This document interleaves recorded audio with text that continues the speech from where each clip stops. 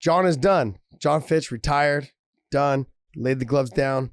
He's like, he's been telling himself for the longest time, my next loss will be the one. He thought he thought maybe if he lost to Roy McDonald, but then he won. He actually said he's been talking about this since he fought Jake Shields. In his mind, he's like, if I lose to Jake Shields, I'm just going to retire. Then he rattled off like 3 or 4 more wins. He's like, shit, man. He's like, hey, I'm still good. Yeah, he's like, yeah. And then he fights Roy McDonald to a draw. And so he's like, all right, well, give me somebody else. And so they they offered him Neiman. And so he's like, if I beat him, then okay, then I guess I could fight maybe for the title. We'll see what happens. But I think he wanted to go off on a loss. Okay, it's not my time anymore. And I think it's hard for fighters to admit that. Like, I think it is. It's like, look, if you win, keep going, see where it goes. But once you lose, they're like, I could have won that fight. I got to go out on a win. Yeah, I got to go out and win. But then when you win, I got one more in me. And then there you go. Good. I'm glad that he did it the way he did it. I think the one thing, and I'm going to talk about it in this fashion. When we saw him taking his gloves and putting them down, we all obviously know what that means.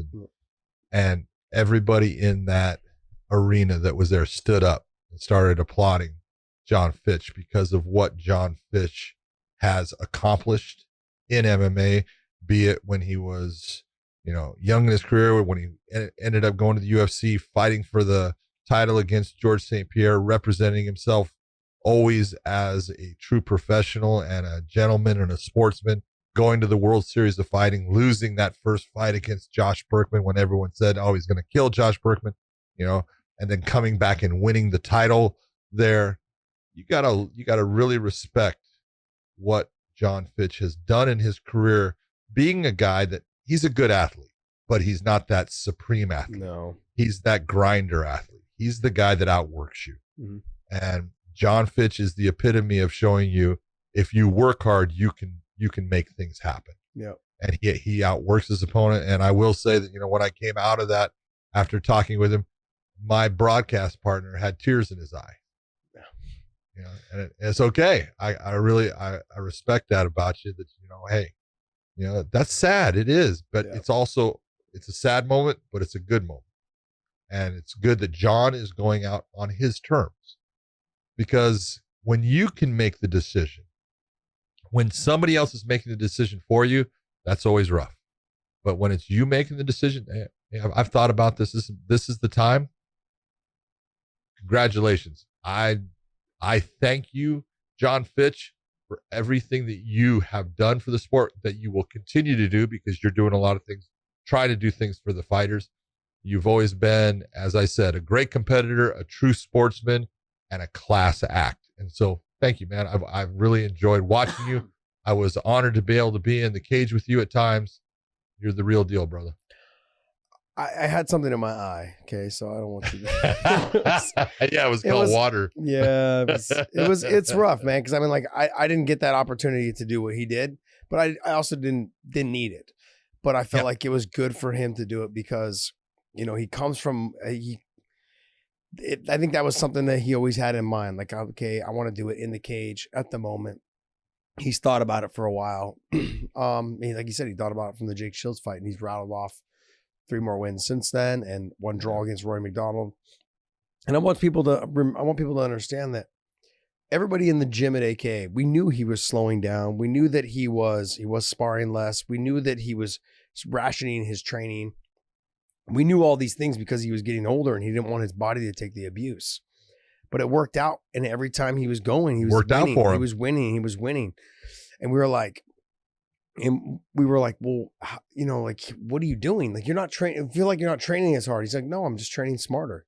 And he was giving his body more time to rest. And he was feeding his body with, the right foods, the right supplements, the right things that he needed to stay on track. And the fact, I think, that he went in there and fought Roy McDonald, I think he thought that was going to be his last fight. And then he went out there and got a draw, and it was like, well, okay, so maybe I'm not done. Maybe I still have a little bit left in me. Like, this guy is this guy's the champion right now. What am I doing? Why am I saying I'm going to hang it up? And then, I think there was a couple of situations where he was offered a couple of fights, and he's like, yeah, I need to fight someone that motivates me. And I understand that was exactly what he said. Yeah. I understand that because at the especially when you're the older fighter. Not only that, but you fought the who's who of MMA in the welterweight division. And you want to fight someone that you feel like will be either it puts you even higher above or okay, this is it. You know, like I lost to, no disrespect in losing to Neiman Gracie. Like Neiman is very good. He's a great person. And I got to tell you, after when you did the interview, how he said, no, you let Jon go first.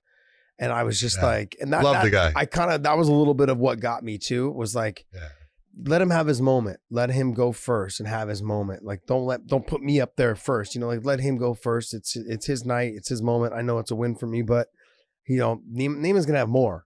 And this is it for Jon. And so the hands of the Gracie family, and Neiman himself, what a class act, man. And as far as Jon and his retirement, it's good. I'm happy for him. Yep. I've been friends with Jon for 18 years now, maybe a little bit less, 17. And he's stayed with me and lived with me for a while, sometimes, for training at AKA before he fully moved out here. And, we've had our ups and downs. We've had our bumps and bruises, but I do recall several times, both of us together on Thanksgiving night, being at the gym, just the two of us, because I had a key, doing the assault bike workouts, because we had fights coming up, the day after, like a couple days after New Year's, and so over time, it was like, we always knew that our commitment was fighting, was making sure that we were try to be the best we could be. And he did it. And every time he would say like, hey, are you done? Are you done with your family? Like, are we going to get the workout in? He was the one behind me and getting on me, and I was like, I can miss it tonight. It's Thanksgiving. Or, I don't need to be at this wedding. And I would miss weddings to go work out because but it was, a lot of it was not just him, but other guys as well. But he was one of the guys. And so the history and the stories I could tell you, we were there on, Thanksgiving at say 9 o'clock, 10 o'clock at night, doing a 45-minute long assault bike workout, and just wall drill get ups and takedowns against the wall and, and submissions from our back, and just all different types of stuff, bag workout with the assault bike mixed in with it. And we did it. We've done it on Christmas too, because we fought after New Year's. So it's several times. It wasn't just one time, but we did it Thanksgiving. We did it Christmas Eve. We're there doing the bike workout at 10 o'clock at night, and the same thing on New Year's Eve. They're doing the bike workout, at 10 o'clock at night, bringing in the New Year's. And so there's a lot of commitment, a lot of things that people don't realize that fighters go through. It's not, we don't just live in the glory, of sure, we get there and we fight and it's, this is good. But there's so much that goes into it. And Jon's walking proof, because everyone knows he's not athletic at all. The guy's not athletic at all. Like he doesn't run at all. All he does is his pre-core and assault bike cardio. He does not run at all. And so his ankles can't handle it, his knees. He's like, I stopped running when I was in college. He's like, I don't do this shit. And so the fact that he was able to do all the things that he can do just by shaping his workouts around what his body could do. And he had such success doing the things that he knew he did well. I was very impressed with just his work ethic and his mindset of getting things done. Don't get me wrong, very, very fucking hard-headed. He's hard-headed. Like we would argue about stuff. I'm like, you're so fucking off the wall. But that's what made him who he is. And as a friend, I'm glad to see that he's done. I'm glad to see that he had a successful career, and on to the next chapter, man. Proud of him. 100% agree. Okay.